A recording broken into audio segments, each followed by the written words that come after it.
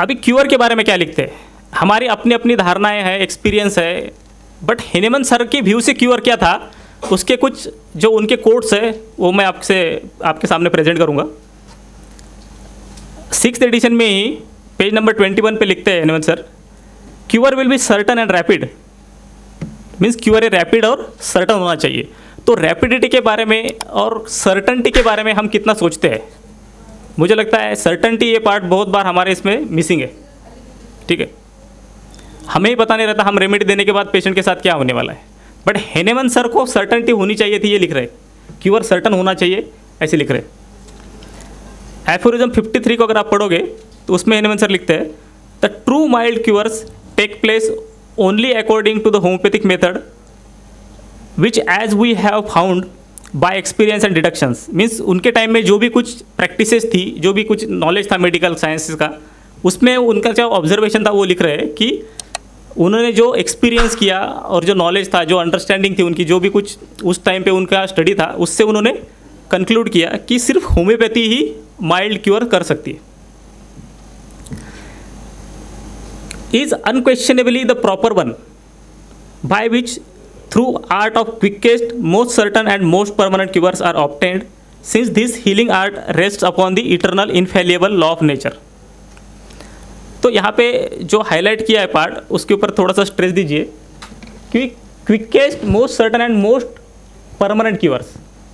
तो क्विकनेस के बारे में हेनेमन सर ने 5th to 6th एडिशन आते आते जो लिखा है कि एलएम पोटेंसी अगर यूज़ करते हैं हम तो क्यूअर का जो टाइम है हाफ हो जाता है, हाफ से 1/4 हो सकता है, उससे भी कम हो सकता है।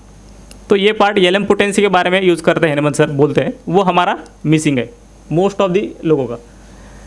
उसके बाद permanent cures are obtained since this healing art rest upon a eternal infallible law of nature.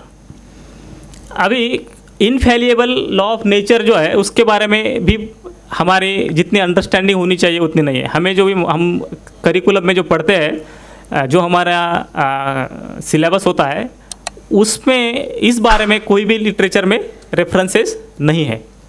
हमें जो मोस्टली वेस्टर्न कंट्रीज़ में जो कुछ रिसर्चेस हुए हैं मेडिकल साइंसेस के बारे में, स्टैटिस्टिकल स्टडीज़ हुए हैं, वो हमारे सामने आते हैं और हम उसको एज इट इज़ अप्लाई करते हैं।